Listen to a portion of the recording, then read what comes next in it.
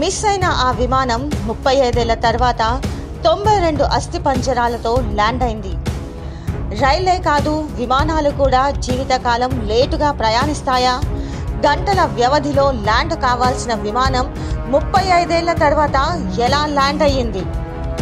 రైళ్లు జీవితకాలం లేట్ అవుతాయని తెలుసు, మరి విమానాలు కూడా జీవితకాలం లేటుగా నడుస్తాయా?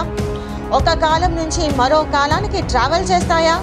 ఈ ఘటన గురించి తెలిస్తే మీరు నిజంగా ఆశ్చర్యపోతారు.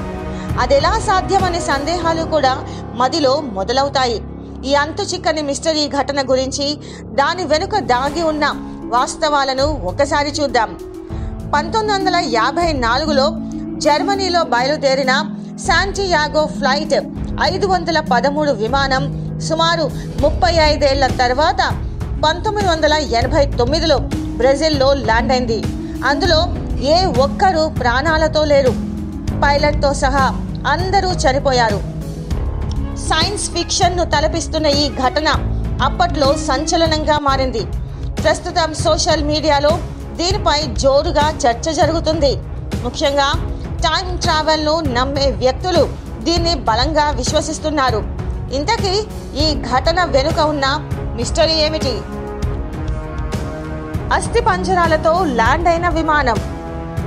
అది 14 నవంబర్ 1989 వీక్లీ వరల్డ్ న్యూస్ అనే పత్రిక ఓ సంచలన వార్తను ప్రచురించింది. 35 ఏళ్ల కిందట మిస్ అయిన ఫ్లైట్ 513 విమానం అక్టోబర్ 12, 1989లో బ్రెజిల్లోని పార్టో అలెగ్రే విమానాశ్రయంలో ల్యాండ్ అయిందని, అందులో 92 అస్థిపంజరాలు ఉన్నాయని ఆ వార్తల్లో పేర్కొంది. ఫ్లైట్ 513 రికార్డులను పరిశీలించగా ఆ విమానం 1954 సెప్టెంబర్ 4న పశ్చిమ జర్మనీలోని ఆచెన్ విమానాశ్రయం నుంచి బయలుదేరినట్లు ఉంది. ఆ విమానం టైం ట్రావెల్ చేసిందా? ఆ విమానం గాల్లోకి ఎగిరిన కొన్ని గంటల్లోనే అట్లాంటిక్ సముద్రంలో కుప్పకూలింది. అయితే ఈ విమానం మళ్ళీ 1989లో ల్యాండ్ కావడం ఆశ్చర్యం కలిగిస్తుంది. ఇది ఆదిత్య 369 సినిమా తరహాలో ఒక కాలం నుంచి మరో కాలానికి వెళ్ళి ఉంటుందని పలువురు పరిశోధకులు అభిప్రాయం వ్యక్తం చేస్తున్నారు. దీనిపై పారానార్మల్ పరిశోధకుడు డాక్టర్ సెల్సో అటెల్లో స్పందిస్తూ, ఆ విమానం తప్పకుండా టైం వ్రాప్ అంటే టైం ట్రావెల్లోకి ప్రవేశించి 1989లోకి ప్రవేశించి ఉంటుందని తెలిపారు. జర్మనీ ప్రభుత్వం విచారణ. ఈ ఘటనపై జర్మనీ ప్రభుత్వం తమ ఏజెంట్ల ద్వారా విచారణ జరిపించిందని ఆ పత్రిక వెల్లడించింది.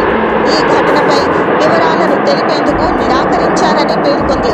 బ్రెజిల్ విమానాశ్రయ వర్గాలు ఈ విషయాన్ని ధృవీకరించాయని తెలిపింది.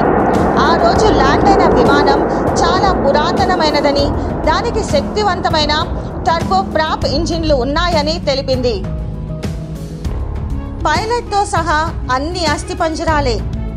ఈ ఘటనలో మరో విచిత్రమైన విషయం ఏమిటంటే, ఆ విమానంలో ఉన్న 88 మంది ప్రయాణికులే కాదు, 4 విమాన సిబ్బంది కూడా అస్థిపంజరాల్లా మారిపోయారు. వీరిలో ఆ విమానం నడిపే పైలట్ కూడా ఉన్నాడు. ఈ నేపథ్యంలో ఈ ఘటనపై ఎన్నో అనుమానాలు నెలకొన్నాయి. ఆ విమానం ఎలా ల్యాండ్ అయింది? దానికి ల్యాండింగ్ అనుమతి ఎలా ఇచ్చారు? ఇలా ఒకటి కాదు, అనేక సందేహాలు నెలకొన్నాయి. ల్యాండింగ్ కు ముందు విమానాశ్రయం చుట్టూ చక్కర్లు. ఈ విమానం pilot captain Miguel Victor Q cockpit లో విమానం నడుపుతున్న పొజిషన్లో కనిపించారు. ల్యాండింగ్ కు ముందు ఆ విమానం విమానాశ్రయం చుట్టూ చక్కర్లు కొట్టింది. ఆ విమానం గురించి మాకు ఎలాంటి సమాచారం లేకపోవడంతో గందరగోళం ఏర్పడింది. ఆ తర్వాత విమానం దానంతటా అదే ల్యాండ్ అయింది. పైలట్ చనిపోయి ఉన్నా ఆ విమానం క్రాష్ ల్యాండ్ కాకపోవడం ఆశ్చర్యం కలిగించింది అని విమానాశ్రయ సిబ్బంది తెలిపారని పత్రిక వెల్లడించింది. ఆ వార్తను సృష్టించారా? నిజంగానే జరిగిందా? ఐర్విన్ ఫీవర్ అనే విలేకరి రాసిన ఈ వార్త అప్పట్లో సంచలనంగా మారింది. ఈ నేపథ్యంలో విమానాశ్రయ అధికారుల తీరుపై పలువురు నిరసన వ్యక్తం చేశారు. ఈ విషయాన్ని గోప్యంగా ఉంచడం నేరం. ఆ విమానంలోని ప్రయాణికుల వివరాలు తెలుసుకొని ఆ సమాచారం వారి బంధువులకు పంపించండి అంటూ పలువురు ప్రభుత్వానికి విజ్ఞప్తి చేశారు. అయితే ప్రజల భయాందోళనకు గురవుతారనే ఉద్దేశంతోనే ప్రభుత్వం ఈ వార్తను ధృవీకరించి ఉండరని మరికొందరు చెబుతున్నారు. 1954లో మిస్ అయిన విమానం ఏమైంది? ఈ ఘటన విషయాన్ని పక్కన పెడితే 1954లో మిస్ అయిన ఫ్లైట్ 513 విమానం ఏమైందనేది ఇప్పటికీ తెలియరాలేదు. దానికోసం ఏళ్ల తరబడి గాలించినా ఫలితం దక్కలేదు. ఈ నేపథ్యంలో ఆ పత్రికలో వచ్చిన కథనాన్ని చాలామంది నమ్మారు.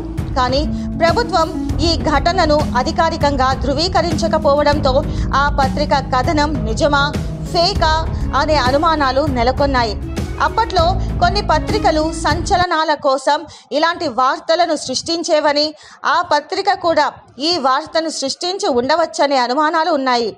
2014 మార్చి నెలలో మిస్ అయిన మలేషియా ఎయిర్లైన్స్ విమానం 370 ఆచూకీ ఇప్పటికీ తెలియరాలేదు. దీంతో చాలామంది అది కూడా టైం వ్రాప్లోకి వెళ్ళిపోయి ఉండవచ్చని సందేహాలు వ్యక్తం చేస్తున్నారు.